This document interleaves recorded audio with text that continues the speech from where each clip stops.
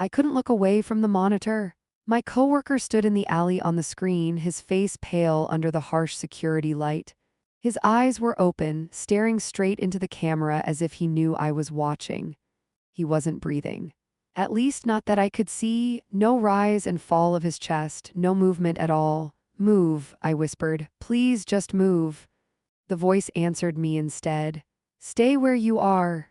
It didn't come from the speakers, it didn't come from outside. It came from everywhere.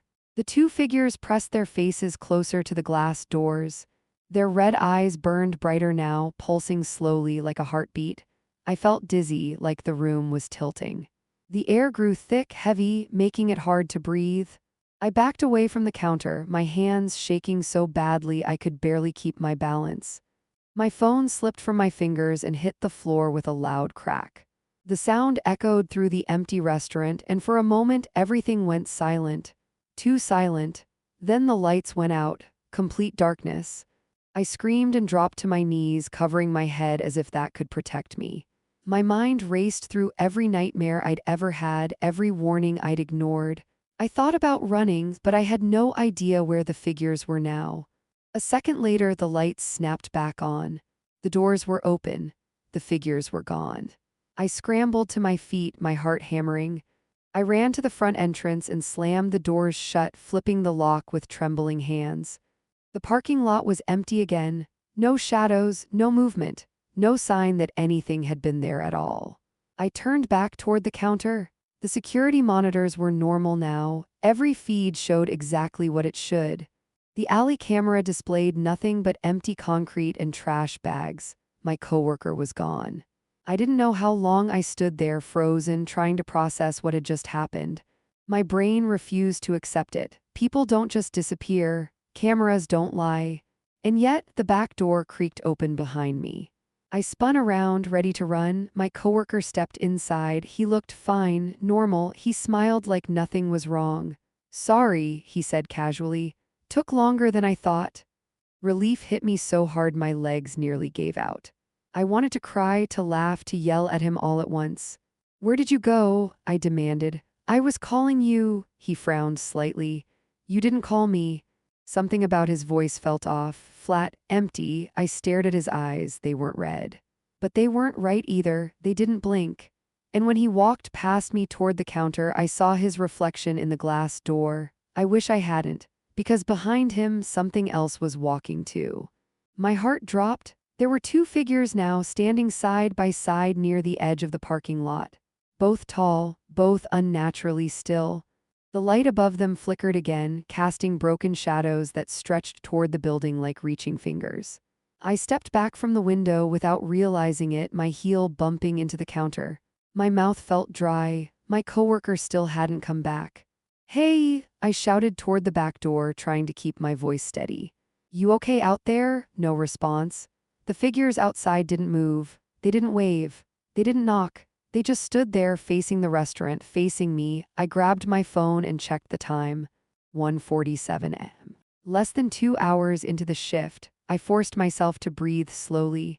In, out, I told myself I wasn't alone this time. There were cameras, there were lights, there were rules. Whatever this was, it couldn't hurt me. That's what I kept repeating in my head. Then one of the figures took a step forward. Just one.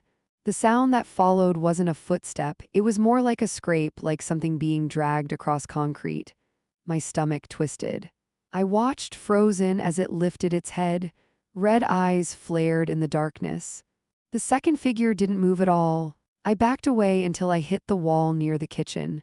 My thoughts raced. I needed my coworker. I needed another human being in the room with me. I rushed toward the back door and pushed it open. The trash area was empty. The bags were there, piled neatly by the bin. The door to the alley stood open, swaying slightly in the breeze. He was gone. Panic surged through me. I called his name again, louder this time, my voice echoing off the walls. Still nothing. No footsteps. No reply, just the distant hum of the city like it didn't care what was happening here. I slammed the door shut and turned around. The banging started immediately. Not on the front windows, on the side wall. Bang, bang. The sound was closer now, too close. The lights overhead flickered violently, plunging the room into darkness for a split second before snapping back on. When they did, the figures were no longer in the parking lot. They were right outside the glass doors, both of them. Their faces were clearer now, stretched and wrong like bad copies of something human. Their mouths didn't move, but the voices came anyway. "We see you."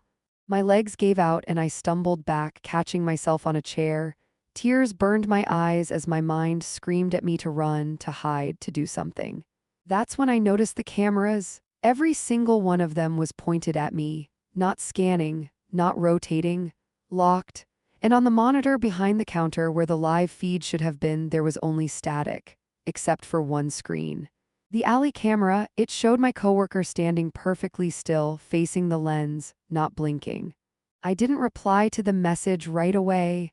I just stared at my phone, hoping the words would change if I looked long enough. They didn't. The glow of the screen felt harsh in the dark room, like it was accusing me of something. My mind screamed at me to say no, to quit, to block the number if I had to, but fear has a strange way of mixing with responsibility. College fees, rent, food, reality pressed down on me harder than the memory of that night. I told myself I was overreacting, that what I'd seen had to be stress, exhaustion, maybe even a panic attack. People don't just see things like that, things that shouldn't exist. I typed back a simple response. Okay. The moment I sent it, regret washed over me. Saturday came too fast. All day, a heavy knot sat in my stomach. I barely ate, barely spoke. Every few minutes, my mind replayed the image of the red eyes behind the glass, as vivid as if it had happened an hour ago. By the time night fell, my hands were already shaking. At 11:55 p.m., I parked outside the restaurant. The parking lot looked exactly like before, empty, silent, lifeless. The bright sign glowed against the darkness, mocking me with its familiarity. For a moment, I considered driving away, just leaving. But then I thought about my manager, my paycheck, and everything I'd lose, so I went inside. This time, there were two of us scheduled for the night. That alone made me feel slightly better. My coworker was a quiet guy, a few years older than me. We exchanged awkward greetings and got to work. For the first hour, nothing happened. No shadows, no voices, no knocking. I started to relax, convincing myself that I'd imagined everything. Maybe the fear had needed a reason to exist and my mind had created one. Then my coworker went to take out the trash. "I'll be back in a minute," he said, grabbing the bags. The door closed behind him. The minute stretched longer than it should have. 2 minutes. 3. I called out his name. No answer. That familiar feeling returned, the one I'd hoped I'd never feel again. The sensation of being watched crept up my spine, slow and deliberate. My chest tightened. I turned toward the front windows. The parking lot lights flickered. Once. Twice. Then, just beyond the glass, I saw movement, a shape stepping into the light. My breath caught in my throat as the figure came fully into view, tall, dark, unmoving. And this time, it wasn't alone. The next few days passed in a blur. I went back to work, but only during the day. I avoided eye contact with the windows, avoided being alone in any part of the restaurant, and avoided talking about that night altogether. Every time someone mentioned night shifts, my chest tightened. I told myself it was over, that I'd escaped, that whatever happened was a one-time thing, but fear doesn't disappear just because you ignore it. It settles in quietly. I started noticing changes in myself. I jumped at sudden noises. I checked locks repeatedly. I avoided mirrors at night because sometimes, just sometimes, I felt like something would be standing behind me if I looked too long. One afternoon, while restocking supplies, I overheard two coworkers talking near the freezer. They were whispering. "At least you didn't get the late shift," one of them said. "Yeah," the other replied. "I'm not doing that again." My heart stopped. I tried to act casual as I stepped closer, pretending to organize boxes. "Again?" I asked. "What happened?" They exchanged a glance. One of them laughed nervously. "Probably nothing." "Just weird stuff." "What kind of weird stuff?" I pressed. The girl hesitated, then shrugged. "You know how night shifts are, you feel watched, you hear things, some people quit after a week." My mouth went dry. "Hear things like what?" She lowered her voice, like knocking or someone talking outside when there's nobody there. I felt a cold chill crawl up my spine. They didn't know about my night. I hadn't told anyone. And yet, their words lined up too perfectly with what I'd experienced. Too perfectly to be coincidence. Later that day, I worked up the courage to ask an older employee, someone who'd been there for years. He stared at me for a long moment after I asked about night shifts. Then he said something that still haunts me. "Management doesn't like talking about it," he muttered. "Bad for business." "Talking about what?" I asked. He leaned closer. "People don't last long on nights here. Some leave crying, some never come back, and some—" He stopped himself and shook his head. "Forget it." That night, I lay in bed staring at the ceiling, my mind racing. My phone sat beside me silent. I kept thinking about the way the manager hadn't questioned my early exit, about how empty the parking lot had been, about how patient those red eyes looked. Then my phone buzzed. A message notification from my manager. My hands trembled as I unlocked the screen. The message was short. "We're short-staffed this Saturday night. You're scheduled from 12 to 5. I stared at the words, my heartbeat thudding in my ears. I hadn't agreed to that. I hadn't been asked. And deep down, I knew exactly why they wanted me back. I didn't slow down until I was several streets away. My hands were locked tight around the steering wheel, knuckles white, arms stiff like they might stop working if I relaxed even for a second. Every red light felt like a death sentence. Every dark corner felt like something was waiting for me to stop. I kept checking my mirrors. Nothing followed me. That didn't help. My heart was still racing when I finally pulled into my neighborhood. The familiar houses, the quiet streets, the soft glow of porch lights, all of it should have made me feel safe.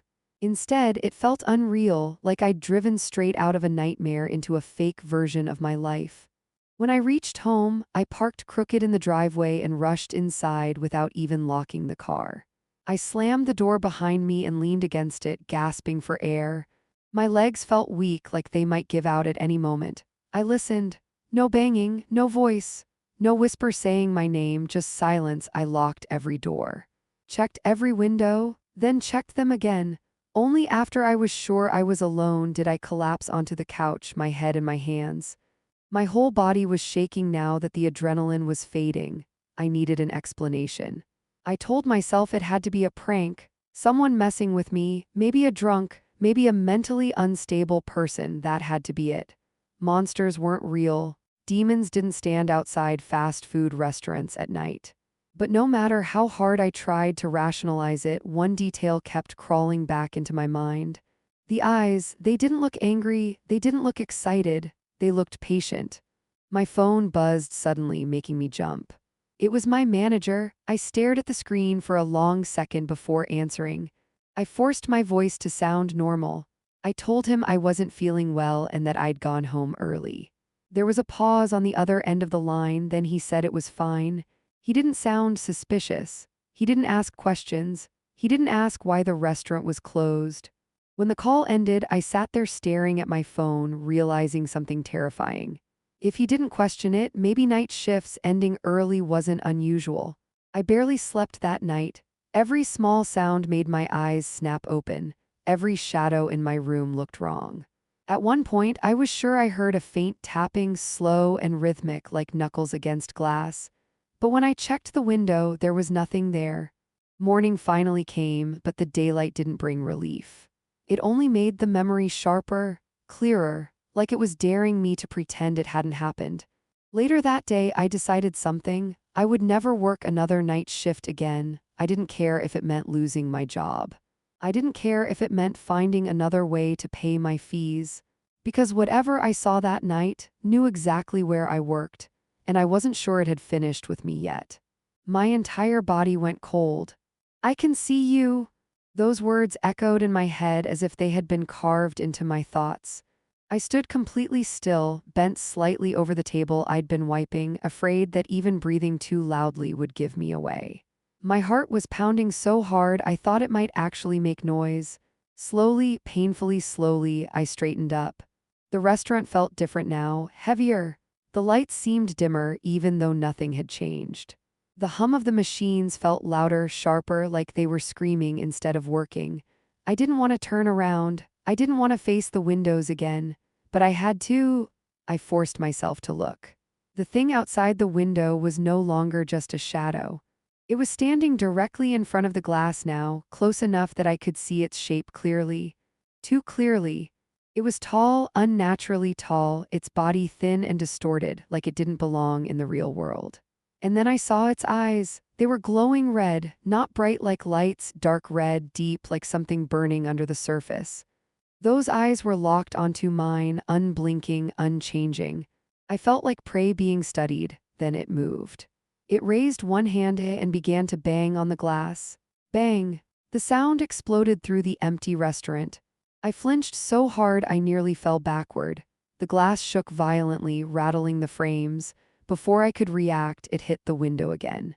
Bang, bang, I can see you, the voice repeated, louder now. I backed away, my legs weak, bumping into a chair behind me. Panic flooded my chest. My mind raced for answers. Was this a prank? Some drunk messing around? But nothing about this felt human. No person should look like that. No person should sound like that.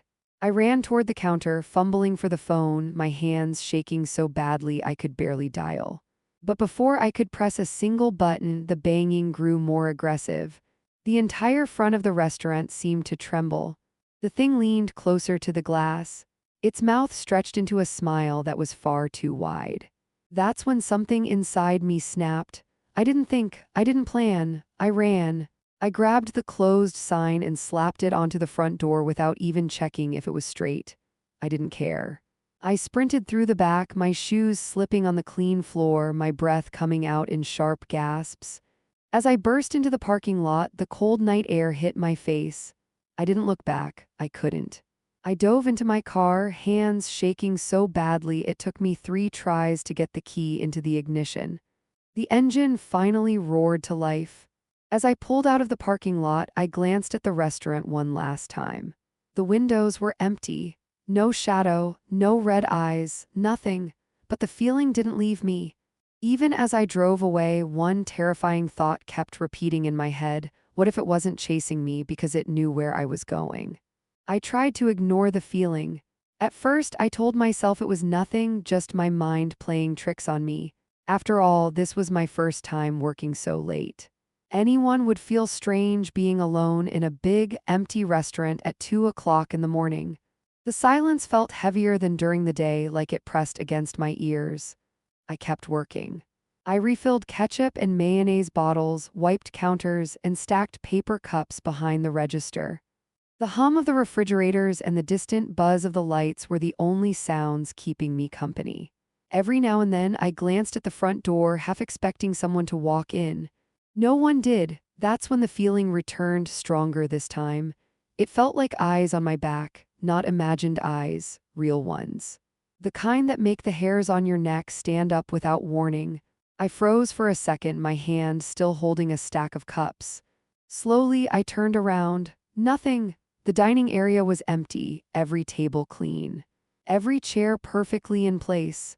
I let out a quiet breath and shook my head, embarrassed with myself. Get it together, I muttered. You're just tired. I went back to work, but the uneasiness didn't leave. A few minutes later, something pulled my attention toward the large glass windows at the front of the restaurant. I didn't know why I looked. I just did. My eyes drifted there on their own as if something had called them. That's when I saw it. At first, it didn't even look human, just a dark shape standing outside near the window, completely still, no movement, no features I could make out, just blackness against the faint glow of the parking lot lights. My heart skipped. I stared for a few seconds, then blinked hard. When I looked again, the shape was gone. I laughed nervously to myself. Great, I whispered. Now I'm hallucinating. I convinced myself it had been a shadow, maybe a reflection, maybe even my imagination mixing with exhaustion. Who would be standing outside McDonald's at this hour anyway? I forced myself to stop looking at the windows. Instead, I focused on cleaning tables, moving row by row, telling myself that once the list was done, the night would be over soon. But no matter how hard I tried to ignore it, the feeling wouldn't go away. A few minutes passed. Then I felt it again, stronger, heavier. I looked up. The dark shape was back. This time it was closer to the window, much closer.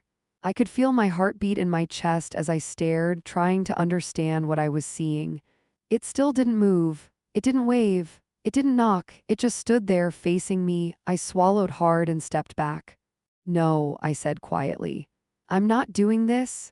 I turned away from the window, refusing to look again. I told myself if I didn't see it, it wasn't real. I bent down to wipe another table, my hands shaking slightly. That's when I heard it. A voice, low, calm. "Clear, I can see you." I froze. "I can see you." The voice wasn't inside my head, it was coming from outside. People think places like fast food restaurants are harmless. Bright lights, smiling mascots, the smell of fries, nothing about them feels dangerous. Especially somewhere that never closes, somewhere you're told is always safe because people come and go all night. But that's the lie. Some places don't become scary because of what they are, they become scary because of what happens when no one else is around. What I'm about to tell you is something I've never been able to forget. Even now, years later, I still feel uneasy whenever I pass a McDonald's late at night. This isn't a rumor. It isn't something I heard online. It happened to me. 3 years ago, I was 17 years old and desperate. College fees were piling up, my parents couldn't help much, and I knew that if I didn't start earning, my education would end before it even began. That's when I applied to work at McDonald's. It wasn't my dream job, but it paid, and more importantly, it was always hiring. From day one, I tried to be the perfect employee. I never complained. If my boss asked me to stay late, I stayed. If he needed extra hours covered, I said yes. Day shift, evening shift, it didn't matter. I believed that if I worked hard enough, things would get easier. For the first 3 months, I only worked during the day. The restaurant was always busy, noisy, full of people. Kids laughing, cars lining up at the drive-thru, coworkers shouting orders back and forth. It felt normal, safe. Then one afternoon, my boss called me into his office. He told me I'd gained enough experience and that it was time I started doing night shifts. He said it casually, almost like it was a reward. "Night shifts are usually quiet," he told me. "Easy work. Fewer customers?" Then he asked if I was okay with it. I didn't want to disappoint him. I didn't want to lose my job, so I nodded and said yes. My first night shift was scheduled for Saturday, from midnight to 5 in the morning. At exactly 12 o'clock a.m., I arrived at the restaurant. The parking lot was almost empty. The bright lights inside felt strange without people filling the space. The manager on duty handed me a long list of tasks: refilling sauce bottles, mopping floors, wiping tables, restocking supplies. After explaining everything, he grabbed his jacket and left. Just like that, I was alone. At first, everything felt normal, too normal. The silence didn't bother me because I stayed busy, moving from task to task, trying not to think about how empty the place felt. Time passed faster than I expected. When I finally checked the clock, it was already 2 o'clock a.m. That's when I realized something was wrong. Not a single customer had walked in. Not one car had passed through the drive-thru. And for the first time that night, I felt like I wasn't alone anymore.